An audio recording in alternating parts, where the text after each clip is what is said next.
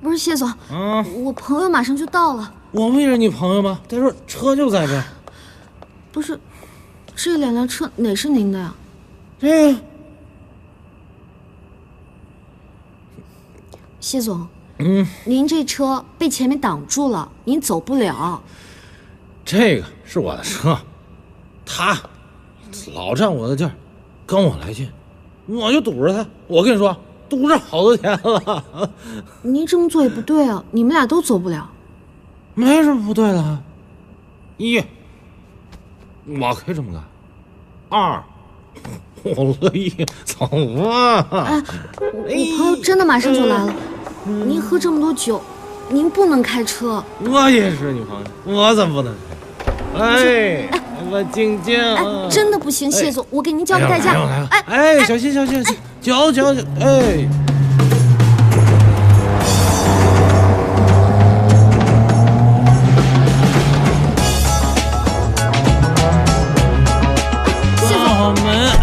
不是，谢总。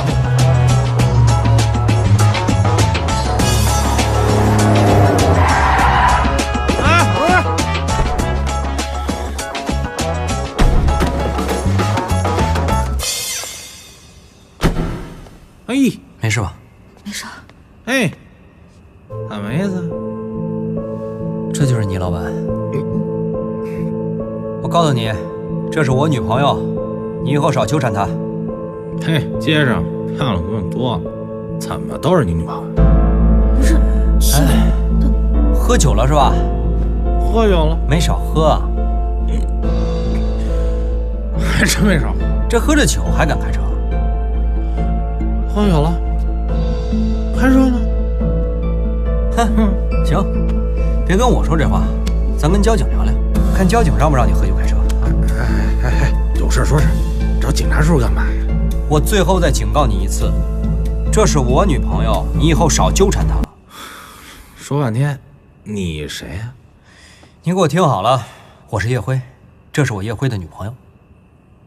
哎，你是那个上古的叶辉，上古的叶辉。江江，这就是你男朋友啊？哎呦，误会了，绝对是误会了啊！哦，好眼光，好朋友，不是哥们儿，误会。你这么着，哪天咱们一块儿聊一会儿，你们先忙，我先走了啊！行，回头聊。哎，谢总，你不能开车。还敢开车是吧？我叫这个，你们先走，马上就到。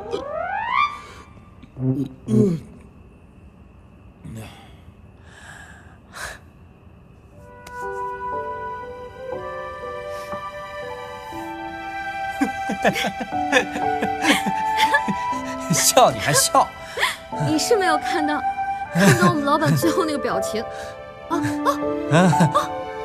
代驾，来，喝着。笑死我了！啊，什么人呢？这都是。我是从来没有看到过他那个样子。我都不知道明天上班之后见到他，我该怎么面对他了。文静，你明天还要去他那儿上班啊？哎，这种人渣你还要在他手底下工作啊？要你管啊？那是我自己的事儿。什么叫要不要我管？哎，你现在可是我女朋友啊！谁是你女朋友？你刚刚都承认了呀！你当着谢总的面，你不使劲点头呢吗？那小头点的可实在了啊！赖皮狗，我要走了。哎，说谁赖皮狗呢？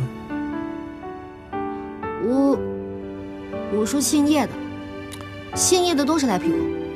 嘿，你这么说，那你这杀伤面可就大了啊！你这是把我全家都给得罪了。我又不怕。哎，你不怕是吧？这个怕不怕？这个怕不怕？这个怕不怕？你干嘛呀，叶辉？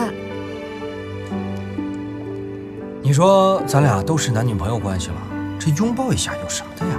谁跟你是男女朋友？你现在跟谢总没什么区别。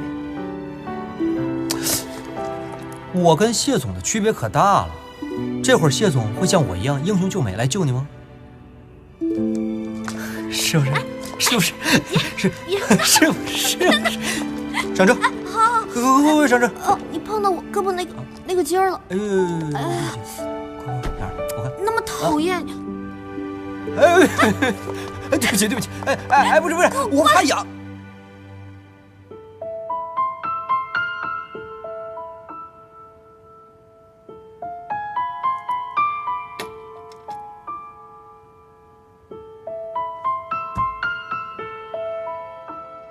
没问题，这个您放心。好，再见。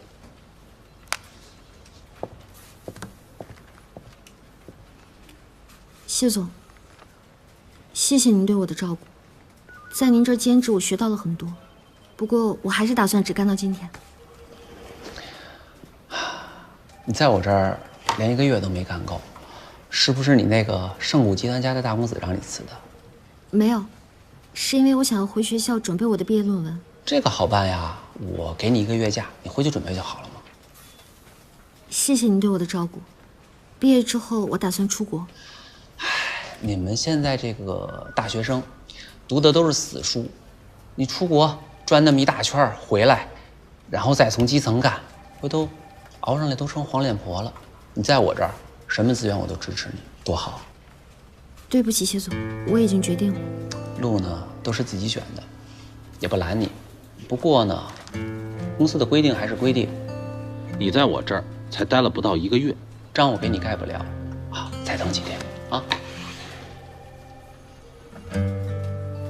英姐，我再干1个星期就回学校准备我的毕业论文了。我已经跟谢总说过了，您看我放在公司的1万本金，这2天能不能给我提出来？你现在还没有办法把本金提出来啊？不是说好3天就能赎回吗？那是普通的鲤鱼宝，你买的是鲤鱼王宝，是属于公司内部员工特有的品种，你呀必须在职1年才能取出来。这跟当时说的不一样啊，而且那些都是网上的协议啊。你看啊，这合同上可都写好了，鲤鱼王宝属于公司员工内部福利产品，收益与规则以银保公司政策为准。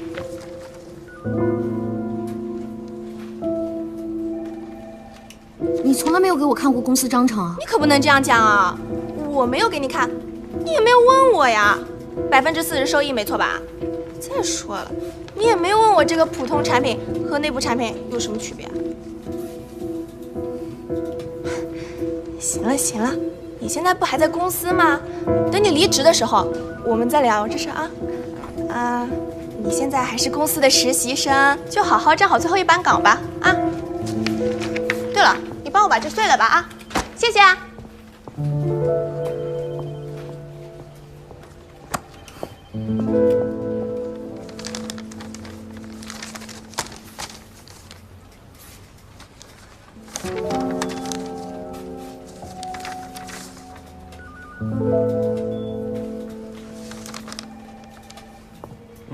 还不错。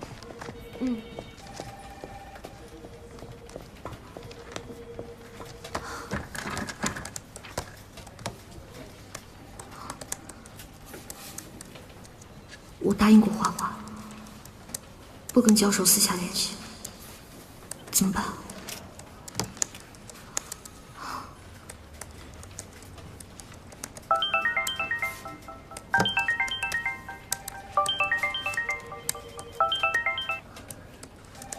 教授，见面，现在吗？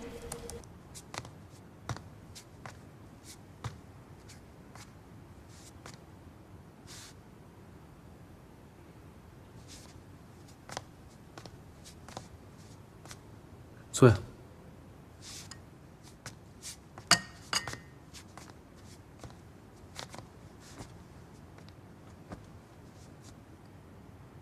终于肯见我了。你说有重要的事情找我，什么事儿？你在银保公司实习。你都已经在大学念了这么多年的经济学了，为什么还要选这么一个不着调的公司？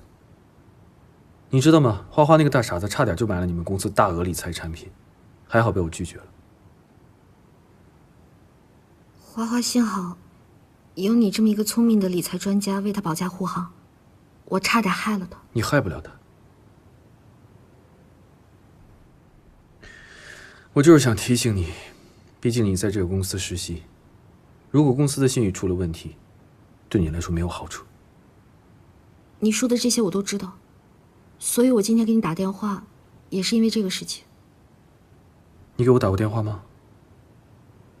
哦，我想给你看一下这个。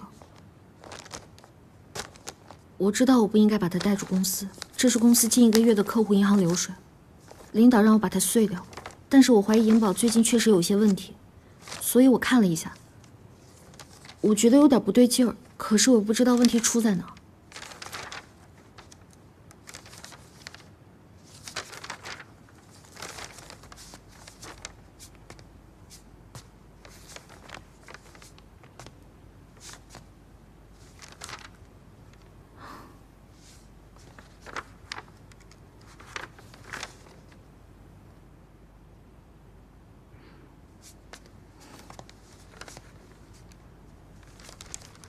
是有问题。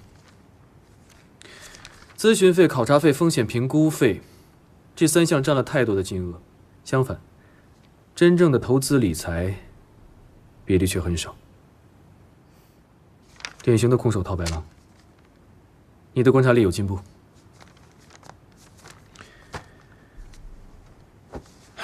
那既然知道了，就赶紧撤出来吧。我还有钱在里边。多少？1万。1万就算了吧。先撤出来。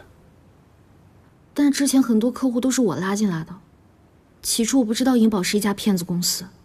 虽然我的1万块钱不是什么大的数，但是现在我知道了，如果我一个人撤出来，我觉得对不起他们。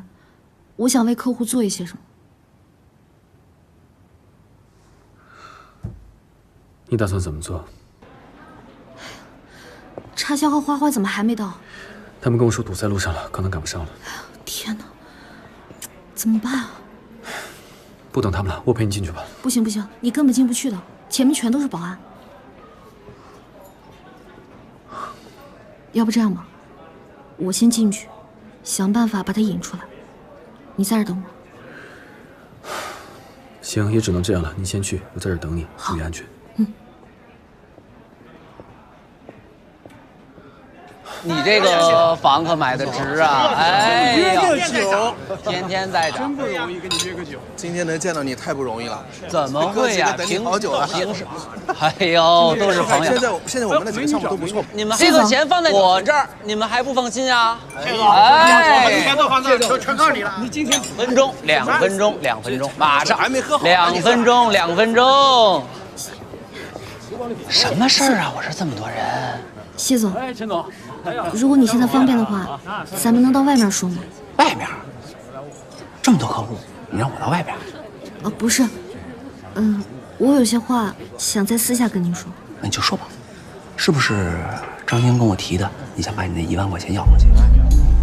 哎呀，你这孩子怎么不明白呢？公司有没有规定？规定就是规定，我不能为你坏了规矩啊。可是规定也不是这样的。哎呦，这么着，我个人补偿你点，行不行？这不是拿着，谁出门带1万块钱现金呀？这个，平时听梅姐说过没有？我还收当小玩意儿，小古董。是这样的，别忘了，乾隆大，10万8万，别人都不得看。这个给你，咱俩这账就算了，好不好？不行，谢总，我不能要您的东西。你怎么就那么不明白呀？那天说了让你把那车开走了，还今儿有这事儿。我告诉你，钱我现在没有，都不在这儿了。有也是他，没有也是他，就这个，拿着。行，去吧。哎，老李。嗨，谢总。谢总，来。老东西拿个赝品骗你，把你当傻子玩呢。别去了，我觉得这事儿咱们还是从长计议。但这事儿没完。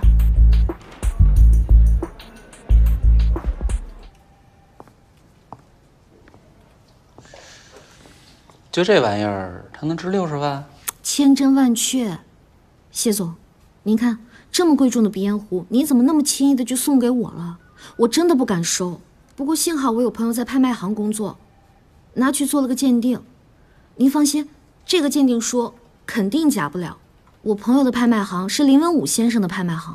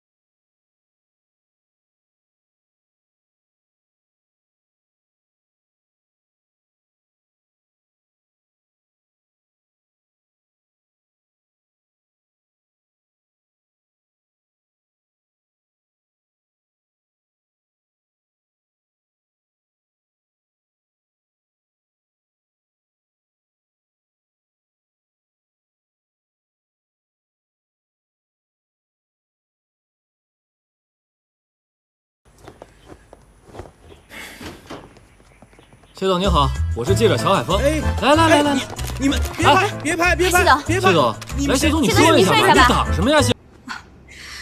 怎么今儿有空过来呀？梅姐没看新闻吗？银宝的谢总被抓了。啊？是吗？其实我跟他也不是很熟，不好意思啊，这没打听清楚就介绍你过去。你不会怪我吧？啊，不过正好今天晚上我还有一个局，这来的可都是各行各业有头有脸的人物，要不然你跟我一块儿过去，我再帮你一次。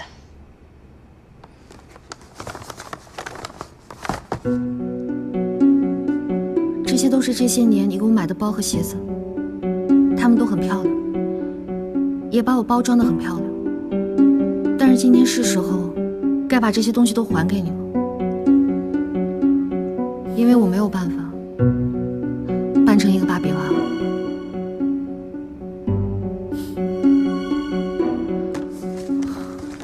我说刘文静，你说这些话是什么意思啊？这做人可要讲良心啊！你可别忘了，当初你来上海的时候，是谁收留了你啊？又是谁教你打扮，教你融入上海，又介绍资源给你？最重要的是，我从你身上捞到半点好处。是，我感激你。如果说认识苏小毛算是一种巧合的话，那应该算是一场温暖的巧合吧。因为无论是我还是苏小毛，都没有想过用自己的真心去愚弄别人的感情。还有谢总，我不是你第一个介绍给他的实习生，对吧？所以你为我做的一切，到底是出于什么样的动机？我不想再猜测了。只是我现在很清楚，我跟你不是一路人。说完了吗？你少跟我在这长篇大论的。怎么，现在觉得自己高尚了是吗？我告诉你，刘文静，你是我一手教出来的，早晚有一天你会变得跟我一模一样。哦，对了，我可以再教你一句：今天你学不会保护自己，早晚有一天，你遇到困难不要来求我。我想我刘文静永远都变不成和你一样的人。我告诉你，从我妈妈生病的那一刻起，我就知道别人的肩膀是靠不住的，只能靠我自己。谢谢你，谢谢你曾经对我的关心和照顾。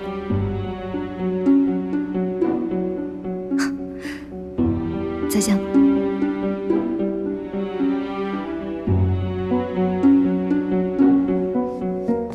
慢走不送。为什么要选择这么大的题目？因为互联网金融是这几年金融创新的一大热点，所以对于风险的研究，我们可以提前开始。详述一下风险因素。我选取了2008年至2014年5月以来109个 P2P 借贷平台问题进行实证。P2P 融资平台的网络运营创办时间越长，时间越久的，就代表它的借贷平台风险越低。不要光扯理论，我们要落实到实际上。如果市场退出，要如何实施呢？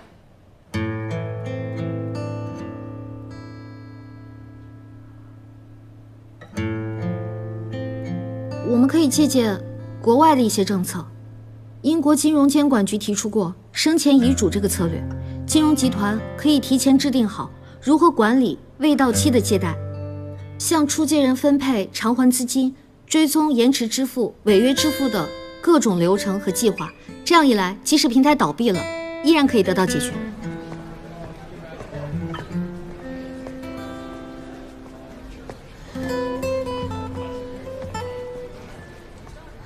怎么办呀？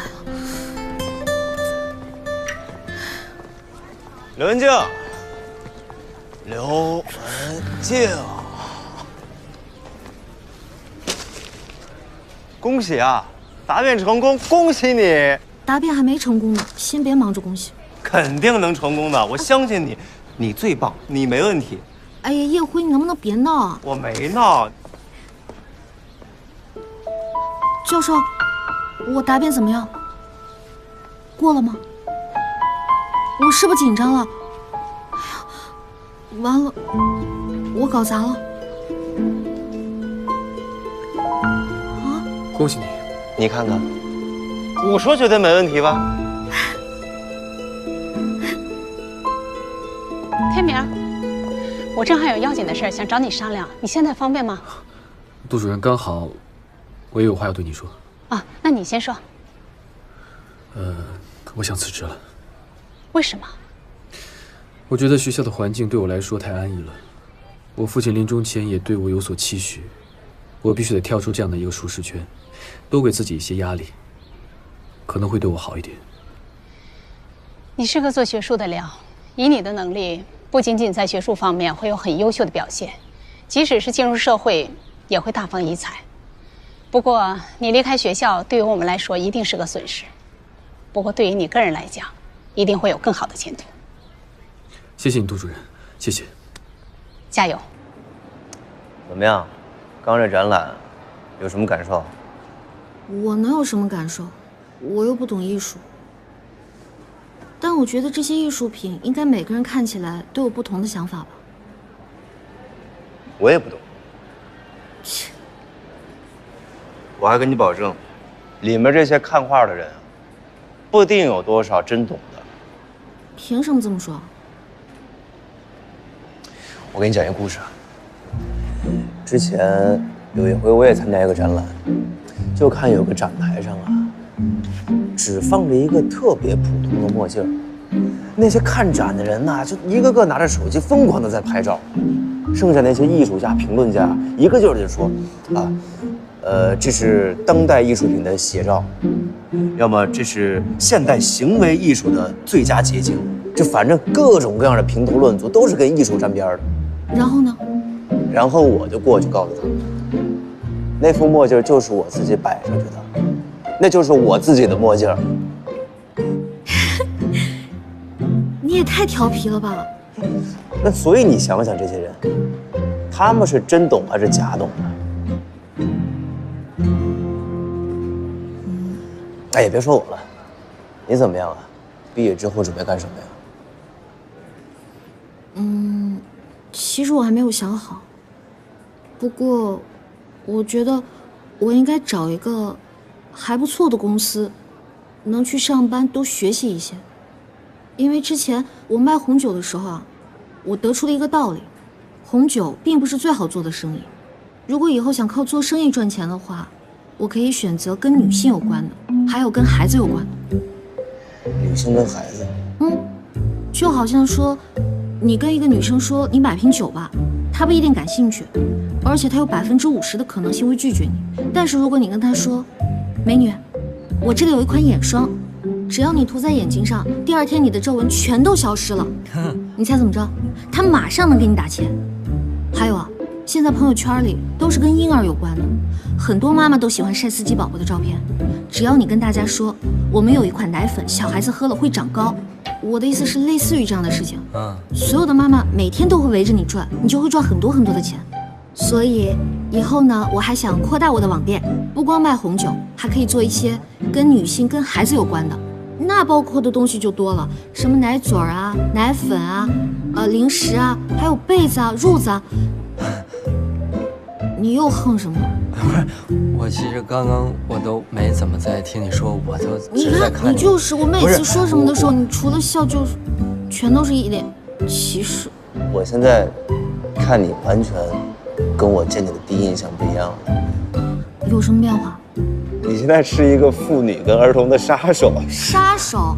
我才不是杀手呢。你继续讲，我特别喜欢你刚刚这种感觉。我不跟你说了。教授，这里好美啊！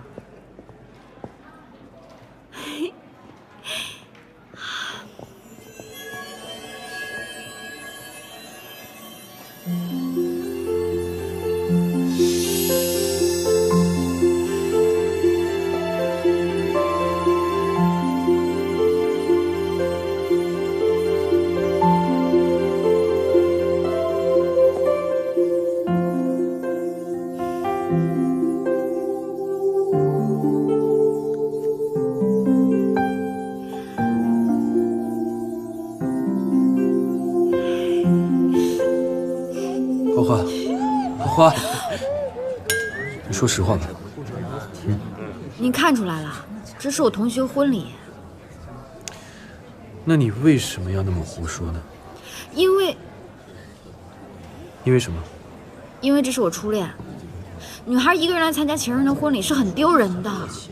所以你就骗我？就一次好不好？我以后再也不骗你了，你就帮我一次吧。我还是走吧。哎，花花，好久不见。这位是你男朋友吧？是。真带来了，我还以为你诓我呢。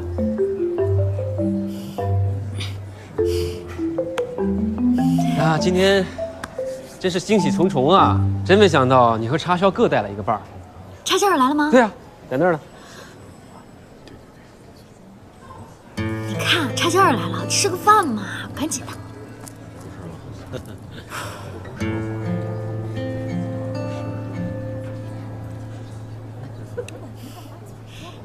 你把小木带来，我一点都不意外。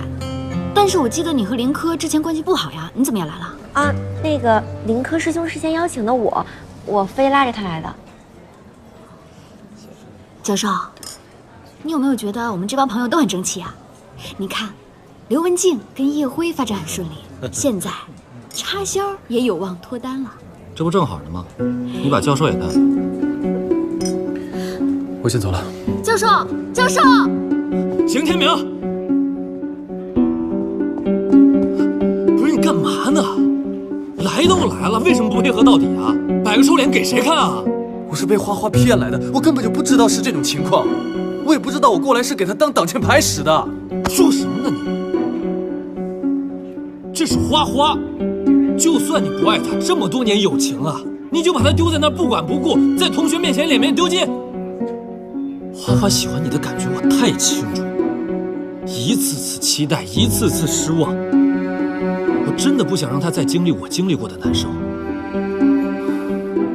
我知道，我不能勉强你去接受他，去喜欢他，但是你能不能作为朋友帮他一次？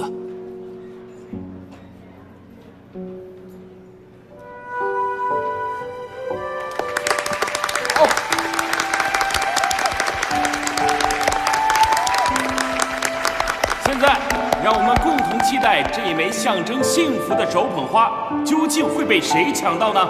来，现场所有的单身未婚的年轻男女们，赶快来迎接你们的幸福吧！主上，来，准备好了吗？好，来，让我们一起来倒数，3、2、1。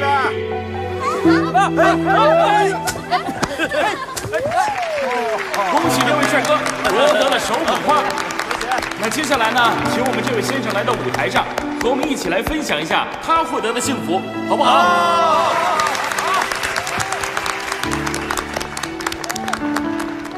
你好，请问一下，您结婚了吗？没有，还没有。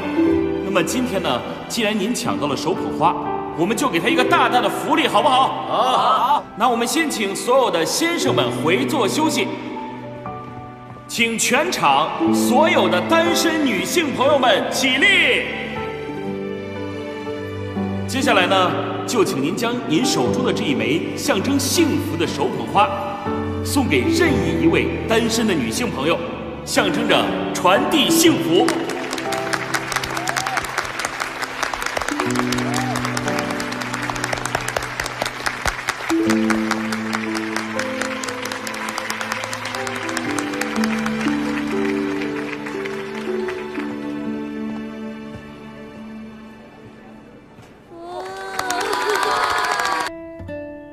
3、2、1，起立！同学们，你们毕业了！毕业了！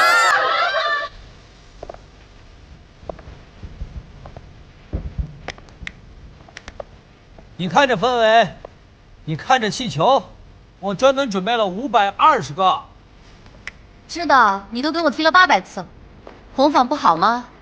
你要想找更好的地儿啊，我可以帮你定啊。他就喜欢这儿。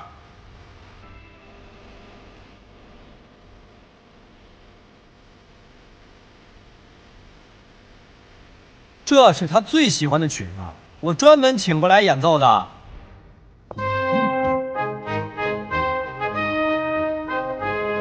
我发现你现在品味怎么变了？为了个女孩还这样？你呀，就是吃不着葡萄说葡萄酸。我呸！谁说葡萄酸了？老板，小仙女给您打了10几个电话，您都没有接，她让我过来接您。那我非得现在走吗？现在立刻。你老妈找你，一定有什么急事儿，你先跟她走，这里就交给我吧。你别给我办砸了啊！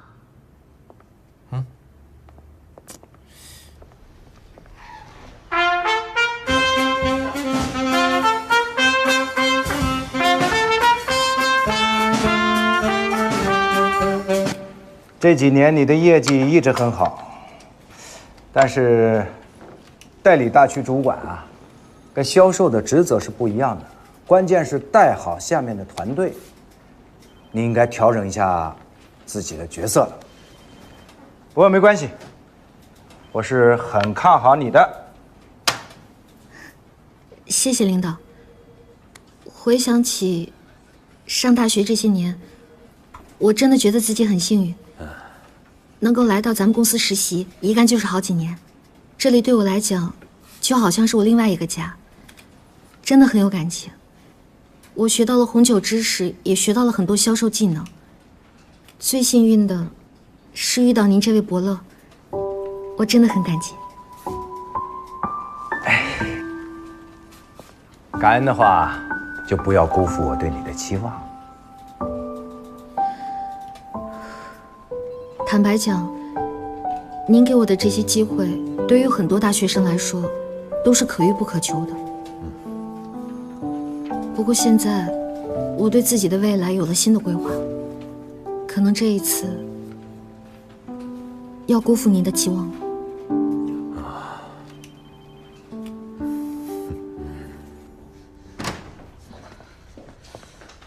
哎呀，小仙女，到底什么事儿啊？非把我可回来了！你爸竟然今天让叶冲列席董事会，说是为以后介入公司管理做准备，他不是脑子进水了吗？把我骂个狗血淋头。老爷子这是老糊涂了吗？居然让叶冲。是，那这样，妈，您先消消气儿，咱们一块儿想想办法。您本来心脏就不好，别再气生病了。我现在真的有点脑充血了，你赶紧想办法啊！你这样就莫名其妙多出一个竞争对手。好，您别着急，我现在头晕啊。冷夏，赶紧倒杯水去。好的。这样，在边上歇一会儿。人家，你接下来什么打算？以前做红酒销售的老板想让我留下来，还让我做华北地区的代理主管。主管？这太厉害了吧！刚毕业当主管，但是被我拒绝了。我觉得之前业绩好，是因为大家在帮我，尤其是薇薇，给我介绍了那么多客户。以后啊，也不需要我们多为你操心了。有了叶辉，就等于拥有了一切。你看这个 party， 都是他一个人亲自操办的。要不是因为他妈妈临时有事找他，还不知道有什么惊喜摆在后面呢。不早了，我们走吧。啊，对啊，差不多了吧？来，杯中酒，干了吧！再次谢谢大家，今天为我庆祝。恭喜你。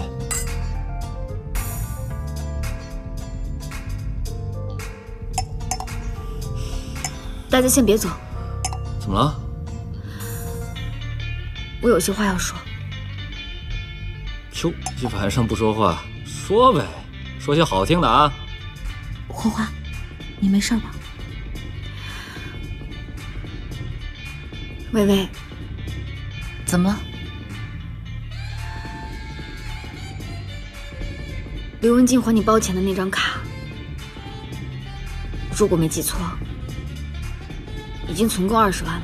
花花，你说什么呢？花花可能喝多了，我没喝多。你什么意思啊？钱是我存的，包也是我换的。花花，说什么呢？走吧，走吧，走吧，走。差事你坐下，今天这话我一定要说完。那天我住在薇薇家，薇薇出去了，同学叫我去聚会。我这个人就是太虚荣了。我拿了薇薇的包去参加聚会，谁能想到回来的公交车上被一个小偷用刀划了一个很大很大的口子。我到处去问，根本就没有地方可以修好。我又没有钱，我能怎么办？我只能偷偷去买个假包，然后放回去。我想薇薇有这么多包，她一时半会儿也看不到。等我哪天攒够钱了，我买个新的放回去，这事儿就过去了。可是刘文静她偏偏就选中了这个包。好好的聚会，你说这个干嘛呀？人家薇薇说，所以你就让刘文静背了这么久的黑锅？不是，花花早就跟我坦白了。你别替她说话，花花。一直以来，我以为你只不过是有些小虚荣，爱面子。我以为你绝对不可能做出任何伤害朋友的事。可为什么？是我不让花花说的。为什么？别说了，教授。为什么你做的错事要让刘文静来负责？你们不是朋友吗？你们不还住在一块儿吗？这么久以来，你是怎么面对她的？别说了，教授。就因为你的面子，你让一个初来乍到、一无所有的刘文静来替你做错的事负责。你说你知道自己虚荣，你为什么还要做这样的错事儿？你说你对不起薇薇，你最对不起的是刘文静。教授，你跟她道歉。别说了，教授。你跟刘文静道歉。教授，你过分了啊！走啊！走！走！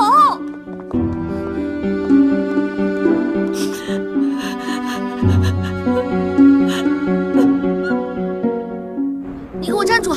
你给我站住！邢天明，你给我站住！哎呀！你干什么呀？你刚刚干嘛那么凶啊？你知不知道你对花花那么好，花花心里多难受啊？你不知道为什么这么做吗？我这么做不是为了你吗？你被他伤害了，你不知道吗？他欺骗你，你不知道吗？他是你，没有，没有。刘文静，你为什么这么傻？你怎么可以这么傻？你说谁傻呀？不是，你到底听没听明白？你怎么比傻子还傻呀？那是我的好朋友，我愿意。我告诉你啊，傻子都比你聪明，因为傻子不会去伤害一个爱他的人，你明白吗？可你一直在伤害我伤害谁？我现在说的是你，现在说的是花花，你不要跟我扯我呀，我跟你没什么关系，是你。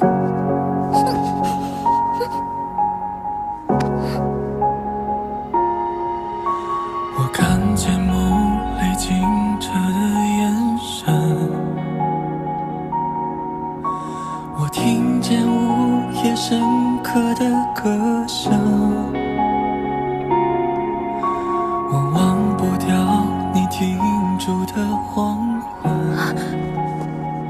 教授，我触摸到你身后的余温。我们不应该这样。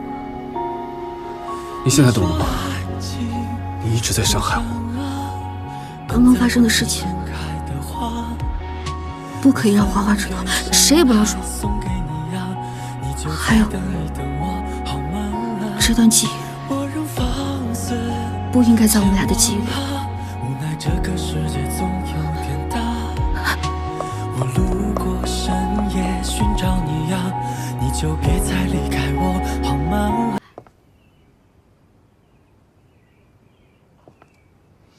他这是小叶总昨晚回来的很迟，回来之后就一直坐着喝酒，今儿大早才睡着，我没敢叫你。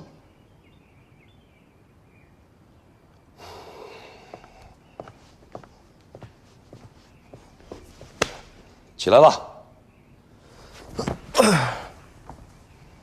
爸。昨天晚上又到哪儿去刷夜了？见客户去了。你就穿成这样去见客户啊？私下遇见的。我看你又是私下去约会了吧？哼。周妈。哎。开饭。好嘞。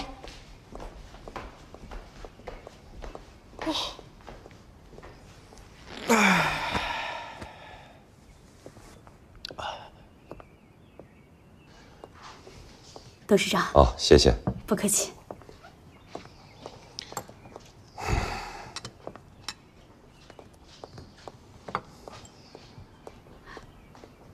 小叶总，给。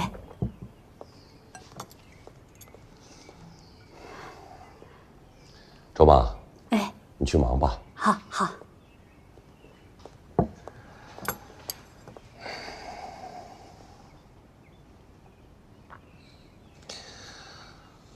最近集团压力很大，国家紧缩银根，我们有好几个项目都滞留在半路了。可你呢？啊，你是球照打，舞照跳。你这样下去，我怎么能把集团交给你来管理啊？难道要交给叶冲？你弟弟他还年轻，虽然他比较上进聪明，可他毕竟是个学生。不过，要是照此发展下去，他可是大有可为啊。我倒是无所谓，我有我自己的事业。但是您呢？咱们一家人几代人的积累，就这么移交给一个外事，叶冲跟他妈妈都是些什么人呢？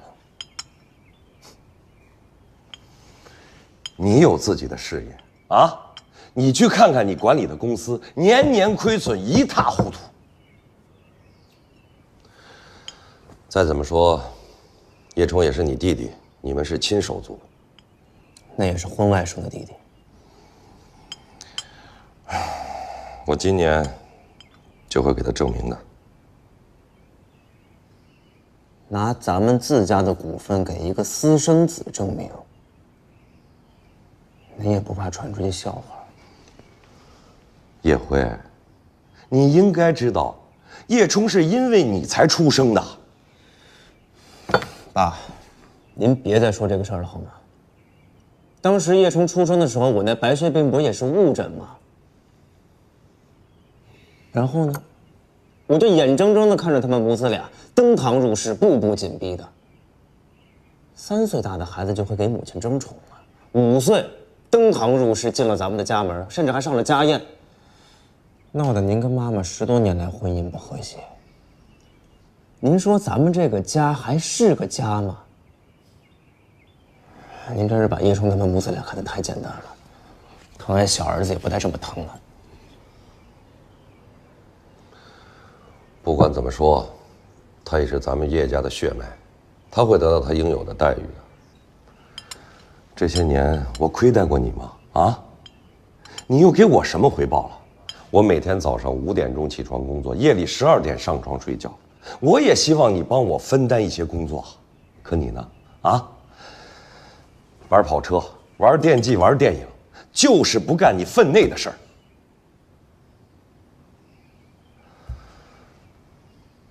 我之所以培养叶冲，也是想让他鞭策鞭策你。拿他做磨刀石，屠龙刀都会给磨断的。你个臭小子！爸，消息。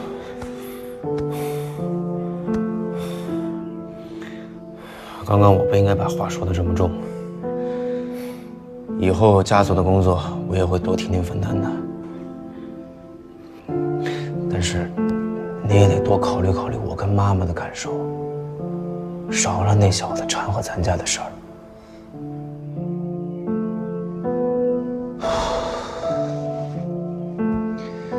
这个事儿已经决定了，你就不要再多说了。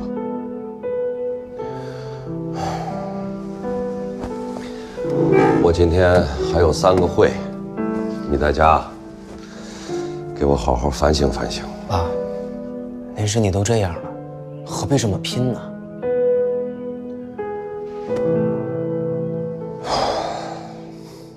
你不明白，努力是一种形成习惯的态度，你缺的就是这个。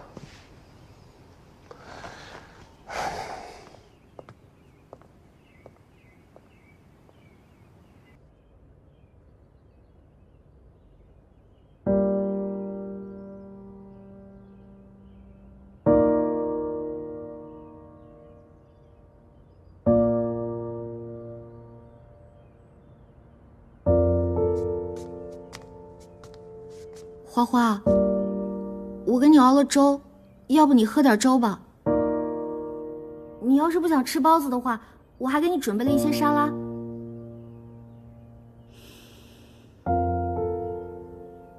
花花，你这都1天没吃饭了，身体行吗？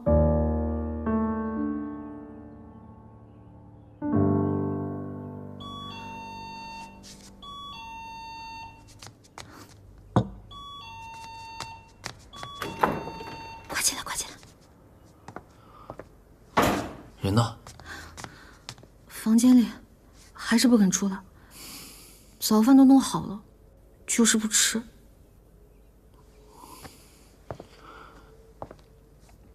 花花，花花，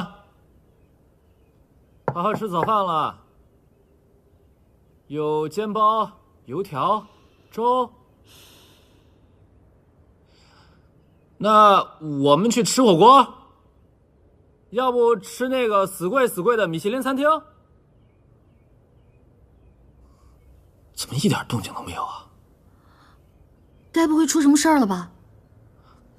花花，花花，花花，花花，让开，专门。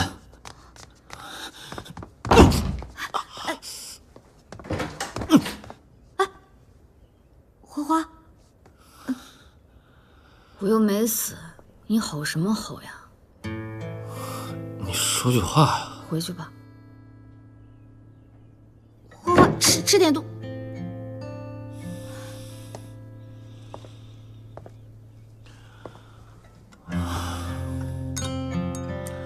解铃还须系铃人，我是劝不动了，俩人都是牛脾气。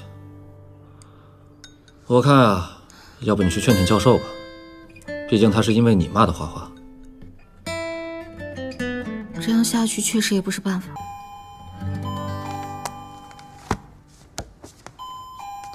来了。你在家呀？你在家为什么不接电话？跟我走。去哪儿？花花呀。花花已经把自己关在家里1天1夜不吃饭了，我跟插销用了各种办法，他都不肯出来。那你找我干嘛？什么叫我找你干嘛呀？你这个人也太铁石心肠了吧！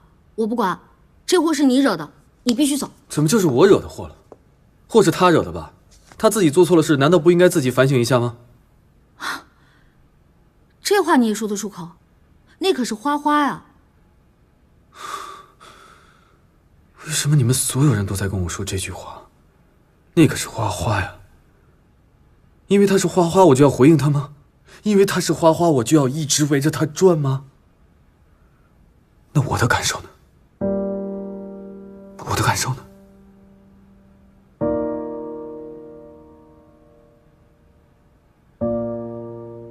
算我求你了，行吗？你就去一下吧，哪怕让他吃1口饭，就1口。花花这样做也是为了我。如果他有个3长2短的，我不知道该怎么办了。我求求你了。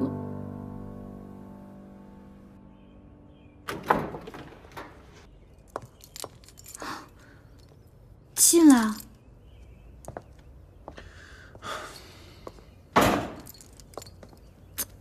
还是没出来吃饭。你站着干嘛呀？快去啊！哎呀，赶紧！来的路上咱们俩怎么说的？快去说呀！好，我知道了。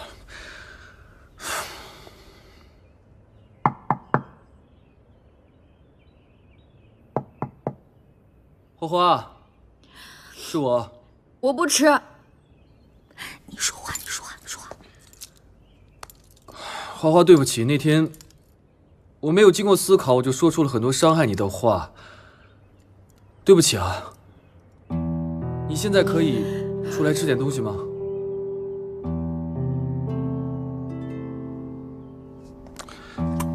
接着说，就说，就刚刚说过的就行啊。花花，我们真的都很担心你。其实不只是我们，就连你的粉丝们也都很担心你。你这2天都没更新吧？他们也很着急，以为你出了什么意外呢。你得振作起来啊！不要因为我就……你接着说。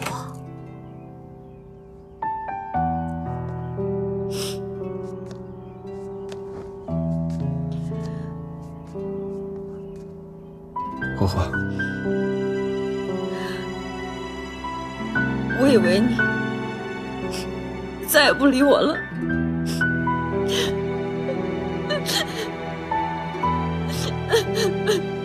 好了，花花，别哭了好吗？你看刘文俊帮你准备了早饭，你快吃点吧。啊，来。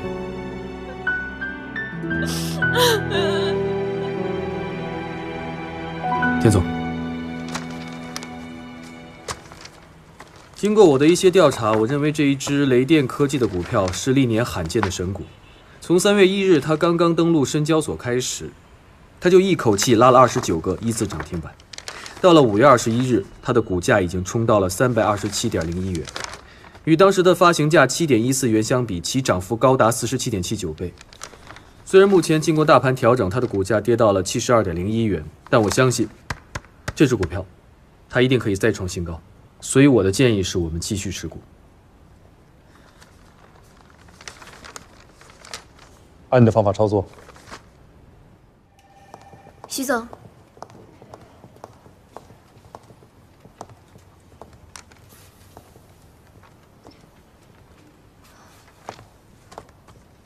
小夏，徐总，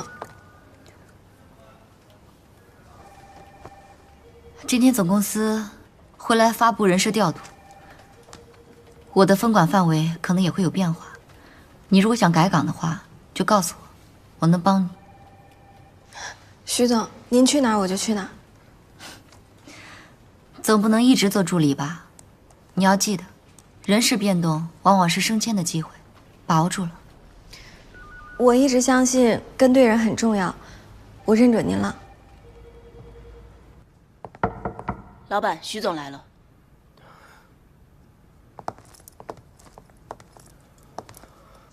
什么风把你给吹来了？陪我聊聊天吧。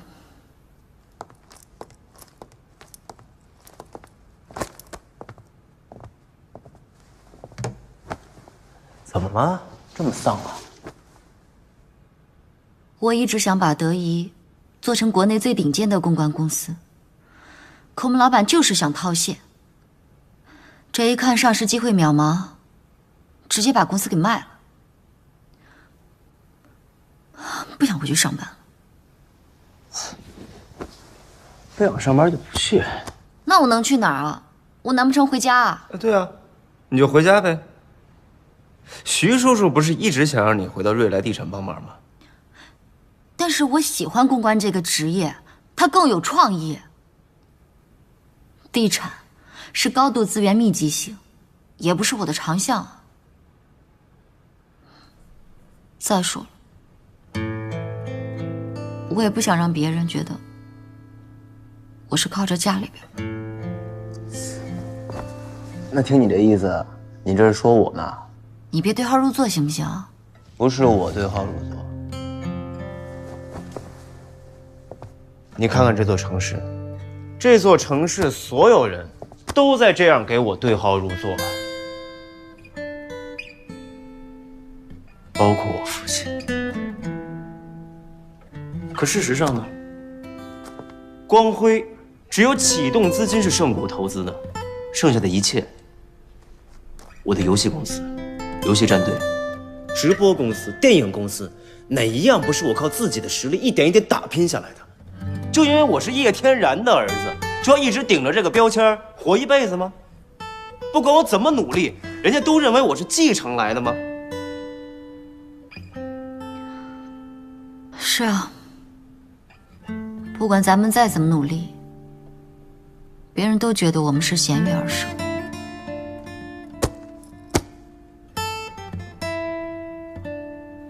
但是，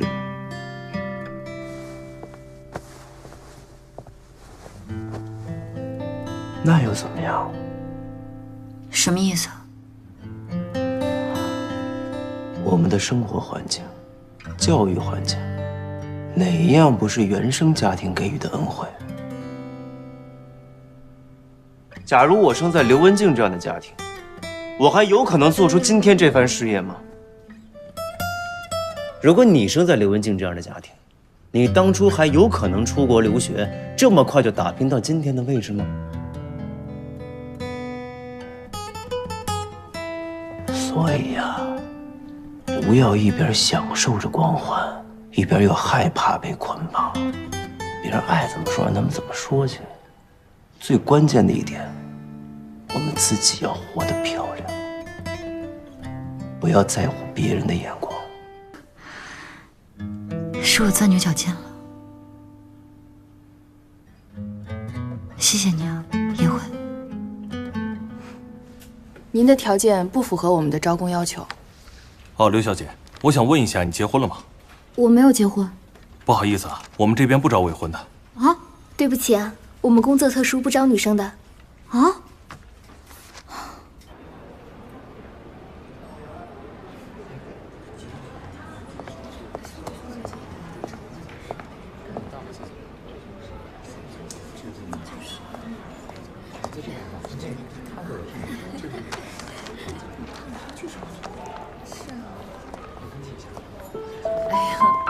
半天了，累死了。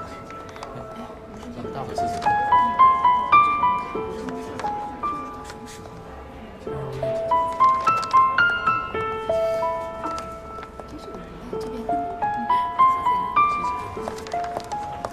哎，小姐，您刚才说什么？我怀疑你们今天的拍品是有问题的。那这个跟我没有关系，请问你有请柬吗？不好意思啊，我没有请柬。我刚刚捡到了这个宣传单，就发现了问题。那您都没有请柬，您为什么这么说呢？请问你是拍卖行的员工吗？是啊，怎么了？如果你们的拍品有假，欺诈了消费者，也跟你们有关系吗？什么？拍品有假？怎么回事？没有没有，您听错了，你听错了，不好意思啊。姑娘，你连我们的会场都进不去，是怎么判断出我们的拍品有假呢？非常简单，因为这个。怎么说？巴黎之泉玫瑰香槟是世界上的顶级香槟，采用的是德斯布朗德葡萄园生产的葡萄，一直坚持最优的品质。如果当年的葡萄品质下降的话，就会推迟到下一年再生产。据我所知，1994年葡萄园易主，葡萄品质下降，所以根本就没有生产过这款香槟。既然没有生产的话，那又怎么可能会被拍卖呢？请问您在哪高就啊？您先别问我这个。如果你们坚持还要拍卖这款香槟的话，就属于欺诈消费者。你别紧张，我们拍卖行从来不卖假酒，所以也不拍卖1994年的巴黎之泉。我们拍卖的是93年的酒。那这个上面印的就是1994年。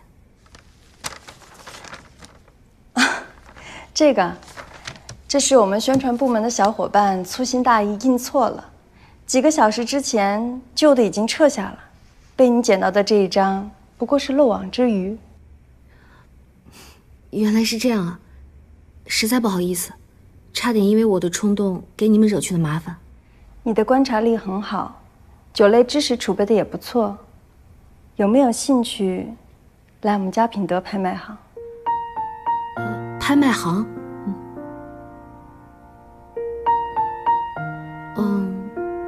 不瞒您说，我一直想找从事女性相关的行业。线上销售我也比较熟悉，不过至于拍卖的话，我之前从来都没有了解过。不好意思啊。小姑娘，你先不要急着拒绝。首先，佳品德拍卖行也会有线上拍卖，属于线上销售的一种模式。其次，你既然懂酒，应该知道最受女性欢迎的香槟品牌吧？就好像今天拍卖的巴黎之泉。难怪，刚刚门口排队的都是女性。我们虽然是拍卖行，但是拍品主要是针对女性市场。你现在有没有兴趣要加入我们呢？哦，还没有自我介绍，我是佳品德拍卖行鉴定部总监林雅丽。你好，我叫刘文静。这么早就过来准备了，真是辛苦你了。不辛苦，应该的。对了，叶总，前2天我碰到一个小仙女，眼光很毒，一上来就把海报上的错误给指出来了，气质也好，敢说话，整体感觉都不错。正好她刚毕业，还在找工作，我觉得可以为咱们公司的初期鉴定储备资源。是这样，林经理，您呢是这方面的行家，一切您说了算。不过以我的建议呢，既然是刚刚毕业的新手，还是应该在您手下多实习实习才行。那是的。咱们那边看看。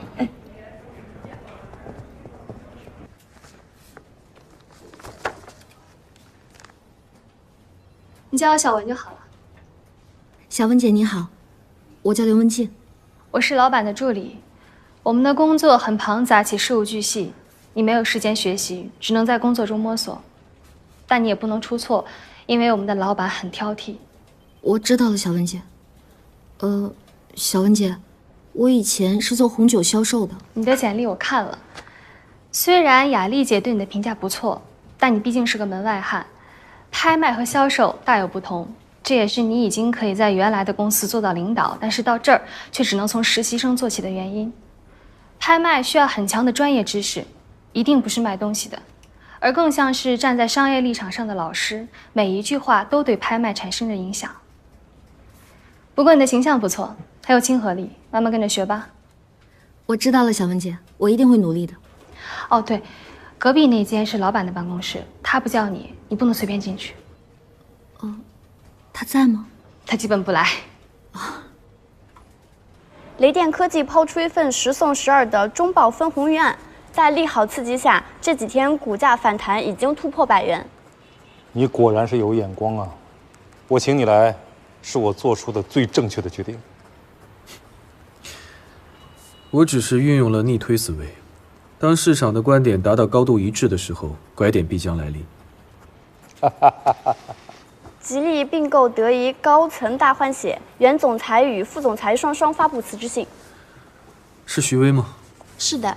勇气带着你我前行到下一个黎明，就算再险的路不怕输，梦想在心中翻滚，推开那一道门，逃离舒适区又能怎样？天空中将要破晓，有谁能阻挡？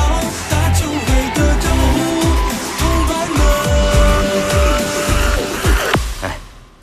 徐总这位千金可不得了啊，是德仪在被收购前的2把手。啊？是吗？怪不得一上来就 COO 呢，就怕新官上任3把火，搞出一些乱七八糟的名堂。我还听说呀，他是主抓和盛谷合作超级乐园的事儿。何必多此一举呢？直接去盛谷当少奶奶不就得了啊？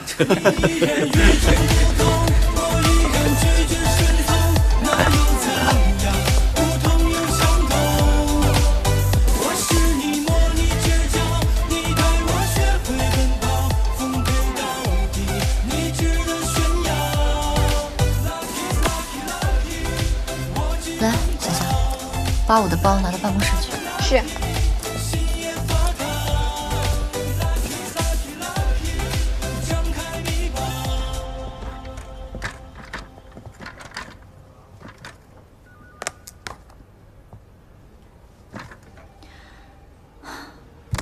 大家好，我是徐薇。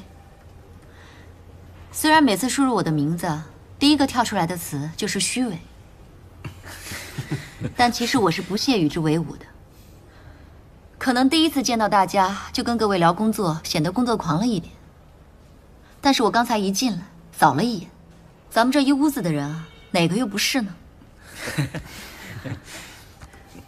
既然咱们都是一丘之貉，那我就开门见山的说了，未来的1年里，我的目标是建立更好的企业文化形象，来面对资本市场，降低成本，降低负债率，企业才会有更好的发展。这就意味着我们不可能像之前那样几千亩、上万亩的拿地。我宣布取消我们在3线城市10个文化地产项目。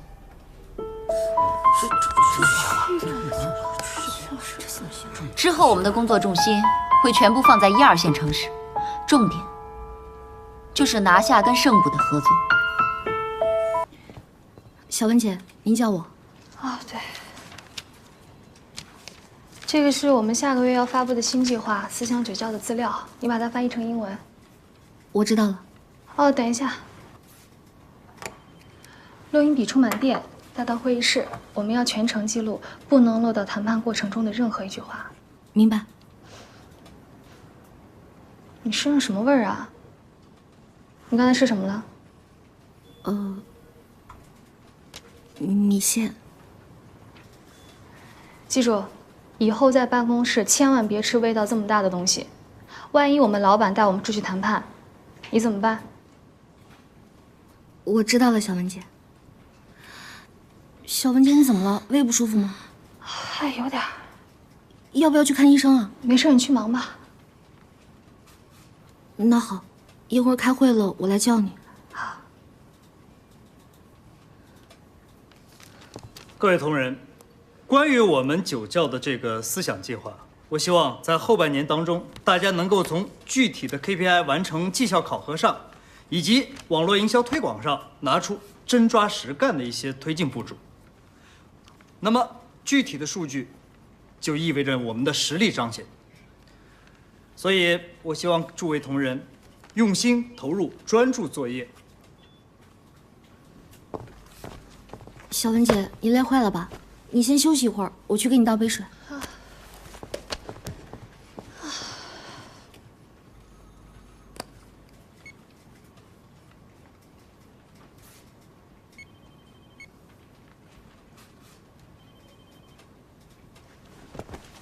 刘文静，刘文静，哎，来了。怎么了，小文姐？这录音笔怎么没声啊？啊？我看看。哎，我充电了呀。糟了，好像没录上。什么？没录上？这么重要的会议你没录上，万一要是老板让我们重复，你怎么办？你怎么跟他说？怎么跟他交代？不是，小文姐，你先别着急。小文姐，刚刚会议内容的重点我都已经记下来了。那么多的东西，你怎么可能全部记下来？我真的可以全部都记下来。对方公司一共提了11次利益链，其中2次是比喻，1次是开玩笑，还有3次是口号和总结，我都能把这些全部记录转化成文字，马上给你写下来。另外，咱们公司的赵总一共举了3个例子，其中1次是2017年香港佳士得表现。等会儿，你是说所有的会议记录你都能记下来？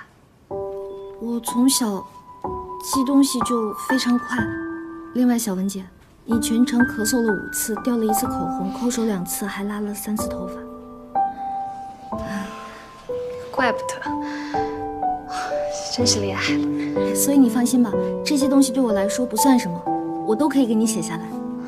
怪不得老板让你参加下个月的举牌工作。